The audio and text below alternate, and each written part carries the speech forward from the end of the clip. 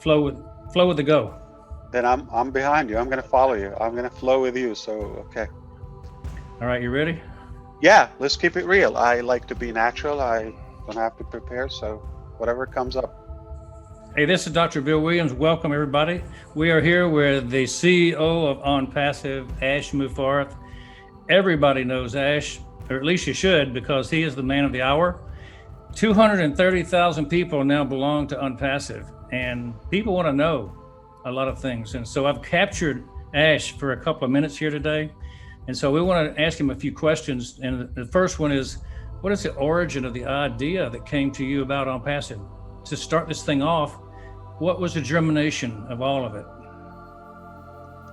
I want to say thank you so much, Dr. Bill Williams. It's an honor connecting with you. I feel like we have been looking for each other for a while, and finally we are on the same project, and I think that's a final project. What a great closure to our life and our legacy. I'm very proud to be on this mission and journey with you. You inspire me in many ways, as I said it previously, and it's just a pure honor. I think it's an evolution. It was not an overnight thing. It was a build-up. Over the years, we knew we can do better things, or we always wish they can make more sense and be more fair to our advantage.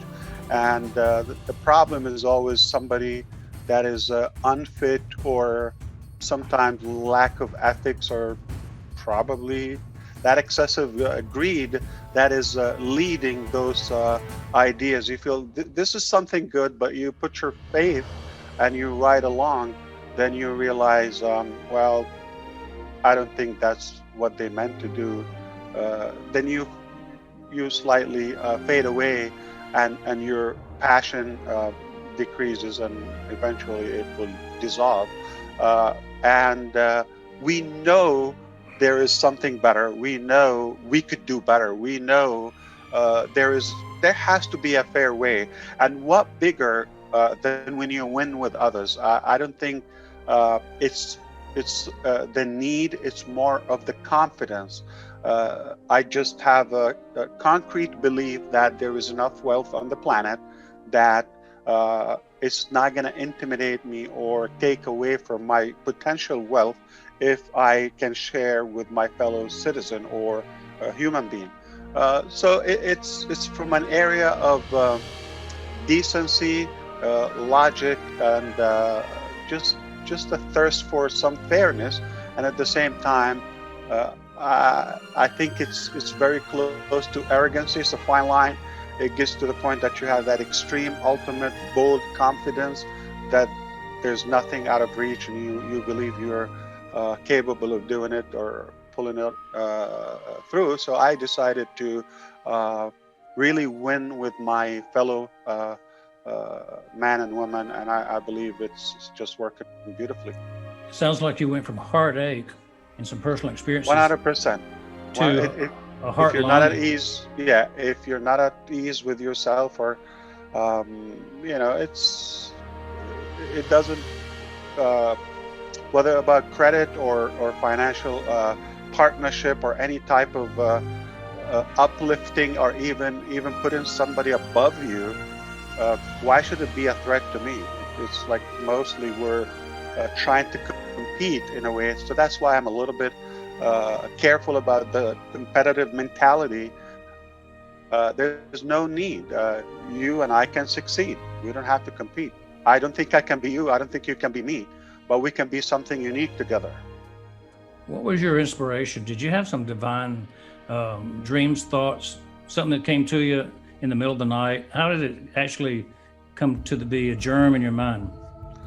Well, as you know, everything comes from home. Your parents, your grandparents, is like your character is a build-up. It's not overnight. It's mostly, we don't pick and choose what you want to follow in your principles or spiritual beliefs, and that whole set of your path. It's mostly we're infected. But I think as I grew up, I realized I don't have to be attached to what I'm assigned, or was kind of like thrown at me. I just have to grab it and follow. So it's going to be kind of a repeated, the same old, same old. I just decided that I can be something different and unique without discriminating or disrespecting my heritage. So a lot of it has about respect others, take care of the elders, don't ever insult anybody, be careful, how that kind of conservative mentality. So I have so much of it, but so it's a great combination, not in any way political, philosophy, but just theoretically, the conservative mentality where I still have to respect. I'm not opposing, somebody's ahead of me in life just because they're older. Someone would tell you I don't have to. No, I do respect them. They're older, just a human thing. I can't explain it. I don't want to get too philosophical here, but the part of me that I was confident enough to liberate my mentality, to have a mind of my own. I didn't have to follow exactly what I signed, then, because I already knew what's the outcome of my previous generation or the surrounding generation. If I just want to replicate that, is easy, I can model it. But if I wanted something different, I really have to zoom out. What if I'm the ultimate power? I'm not in any way taking place of God. I'm being careful, or any that universal power. So if I zoom out, if I'm the ultimate power, I'm in charge. What do I do? A side of it is responsibility. A side of it is total liberal mentality, or liberated mentality, because again, I don't want to implicate political theory. And it's more of respecting that lineage. Is like, okay, respect others and listen to what they say, and don't insult and don't offend and all of that. Yeah, I'm doing that. At the same time, I don't only have to master my own destiny and wealth. I mean, I'm far more powerful with others with me. So I have no doubt that I can achieve more with you, with them, and more, and the bigger, the better. So I'm just very clear. I'm so concrete that the bigger the dream, the bigger the team. I mean, you cannot put it in more, simplified words. I'm very it's the dream is obvious, it's magnificent, is massive, is huge, and I'm aware of it. And because of that, I can no way can say, no, I have enough. I got Dr. Bill Williams, myself, and a couple other great leaders. It's never enough, because the more we grow, the more the responsibility is going to grow, the more our dream is going to expand. And you're going to also ignite that passion in others. So now you're duplicating and replicating the dreams and inspiring a second generation of leaders, motivated, passionate individuals. And that's when you have a true meaning of movement. That's exactly where we are now. It's the exact definition of the movement. Your spirit, my spirit, at least in this area, is being replicated across the globe, across generations and backgrounds. It's a beautiful thing. Super duper. I like that. This is a simple question. It's 2020 right now. When did you first coin the term Onpassive, and how long did it take you to actually start working on the project?